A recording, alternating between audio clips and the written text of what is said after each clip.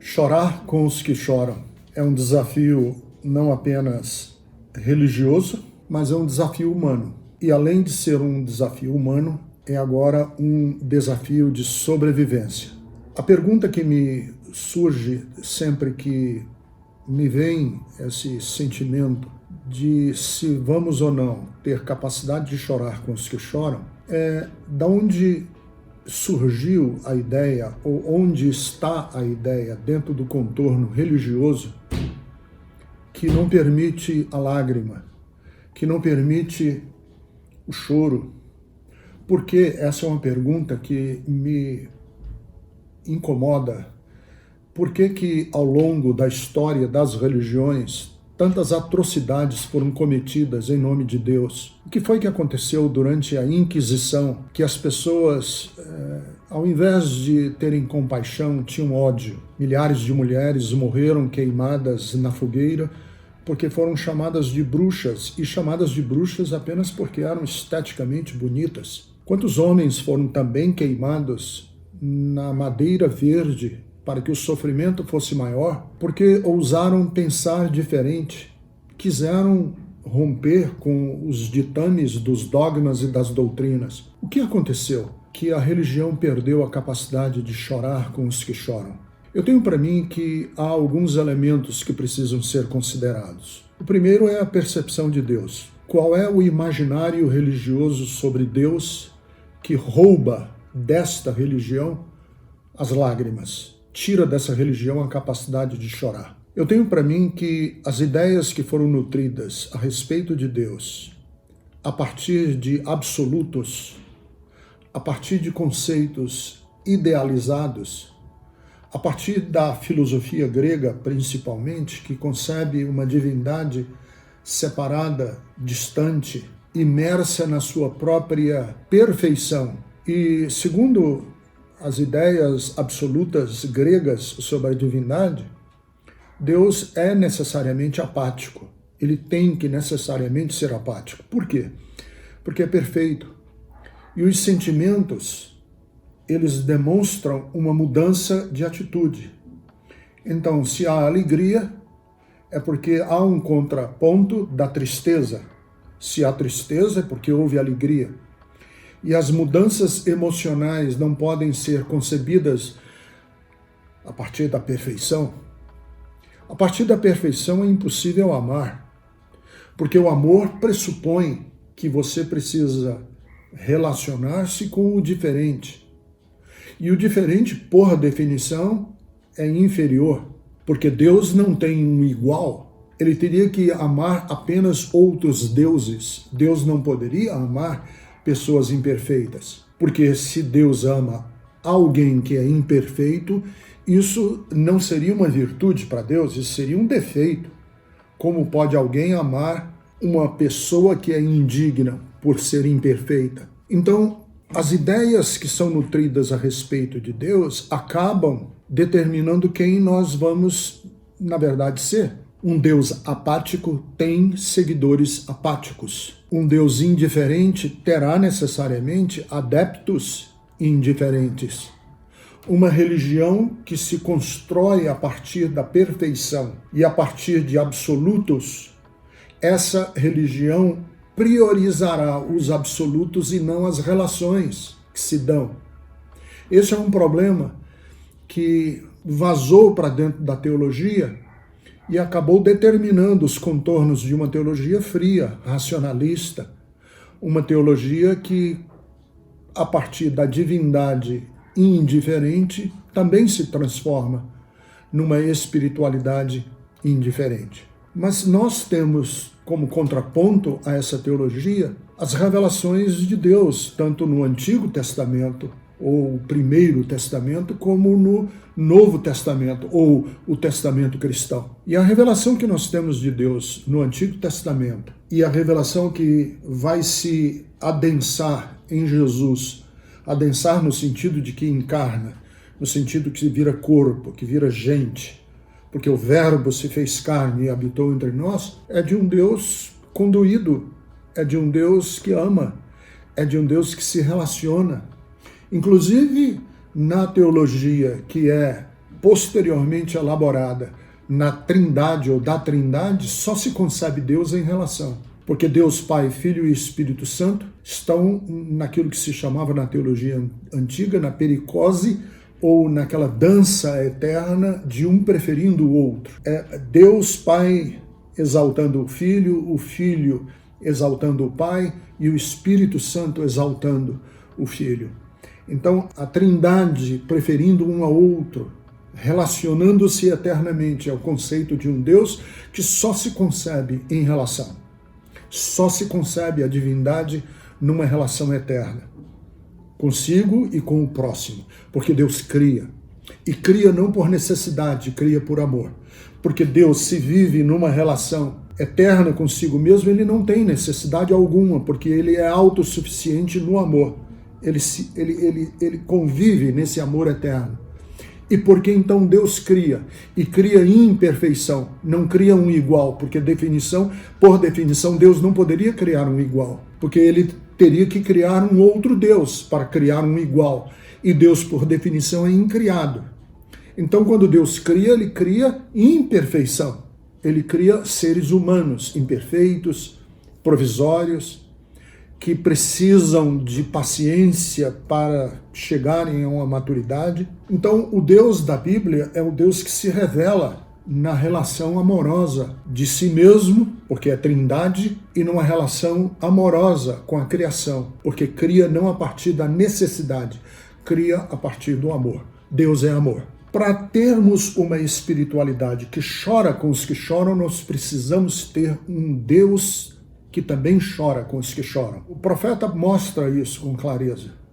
O profeta nos mostra que a dor de Israel doeu em Deus, que Deus lamenta a respeito do pecado do povo e chora que a viúva está sendo preterida, chora que o órfão está sendo abandonado, que a sociedade está se organizando não a partir da justiça, mas da injustiça. Para termos uma espiritualidade que chora com os que choram, eu repito, enfatizo, e sou até redundante, é preciso termos e concebermos e amarmos e vivermos em um Deus que também chora e que se compadece e que é empático com a sua criação. A pergunta volta.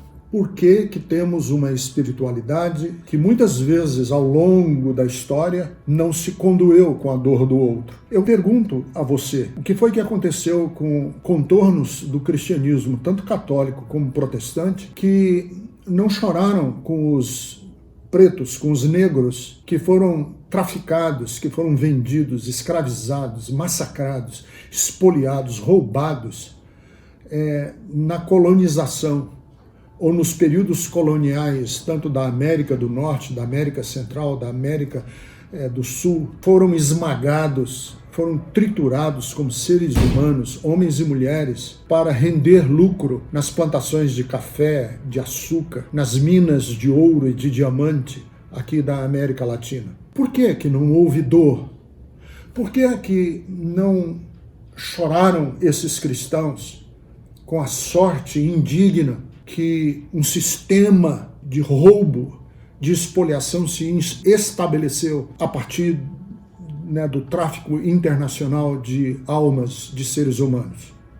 Por uma razão também que para mim é muito evidente, a partir do conceito da antropologia pessimista, da teologia de que há certos seres humanos que, devido ao pecado, devido a falta de acesso a verdades doutrinárias dogmáticas, são condenados ao inferno. E se eles são condenados ao inferno, e havia esse conceito, são povos pagãos, são povos que não têm acesso ao evangelho, são povos idólatras, são povos que estão, em última análise, mesmo condenados ao inferno. Então, o inferno passageiro que eles se submeterem aqui na Terra é irrelevante, porque o maior inferno é o que eles vão experimentar depois da morte. Então, essa desvalorização da vida, devido à ideia do pecado, dessa antropologia pessimista, fez com que as pessoas fossem frias com a sorte do outro. O sofrimento deles aqui na Terra é temporário. O sofrimento mesmo é o que eles vão passar lá na Terra. Então, esse distanciamento da dignidade, da imagem de Deus, o conceito mesmo medieval de que todos os homens e mulheres carregam em si mesmos a imagem de Deus. E essa imagem de Deus tem que ser respeitada. Essa imagem de Deus tem que ser não apenas respeitada, tem que ser acolhida, amada, tem que ser dada a ela a liberdade de desenvolver, de procurar a sua própria felicidade, de ser livre. Então, essa ideia que muitas vezes tem do ser humano a partir de um prisma pessimista, gerou esse distanciamento. Nós temos que resgatar isso de volta, para termos compaixão, para sermos homens e mulheres que se doem com o outro, independente da religião dele, independente porque todos e todas, a graça é esse conceito. Em Cristo Jesus, todos e todas agora estão não debaixo do pecado, estão debaixo do amor de Deus. Os contornos de qualquer teologia que preconiza a maldição, o castigo, estão ultrapassados por causa da cruz de Cristo. Não há mais cédula de dívida da humanidade para com Deus. Deus é por nós. Deus nos ama. E é este amor de Deus que tem que fazer com que nós olhemos ao nosso redor e vejamos o outro não como um campo missionário. Vejamos o outro como uma pessoa que é para ser amada, sim, porque é amada por Deus.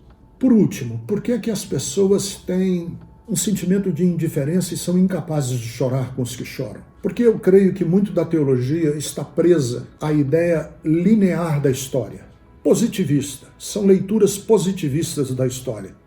A história caminha para um fim glorioso e, portanto, as vidas podem ser meros elos ou dentes de uma engrenagem que redundará, em última análise, essa teleologia que subestima as vidas humanas. Essa ideia de que a história se engrena caminhando para um fim glorioso e que as pessoas não passam de elos dessa corrente que vai levar até o fim. Então as pessoas são muitas vezes vistas em certos contornos teológicos como dispensáveis, como irrelevantes, contanto que a história caminhe. Não, ninguém é irrelevante, ninguém é dispensável, nenhuma vida pode ser desperdiçada.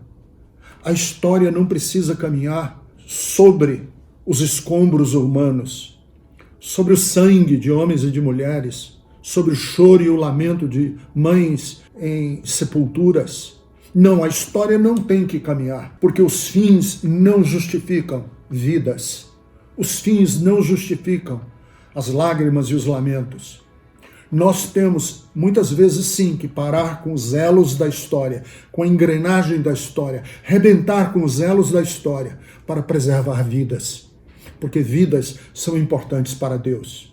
O Salmo diz que é muito custosa, é cara, é dolorida para Deus a morte de qualquer pessoa, a morte dos seus santos, que Deus não quer que ninguém pereça.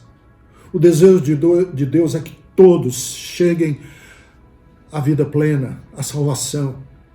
Então, nós somos chamados, num tempo dolorido como este, a sermos homens e mulheres, não que preservam dogmas, que defendem cartilhas, confissões de fé, contornos doutrinários que são inexpugnáveis ou inamovíveis.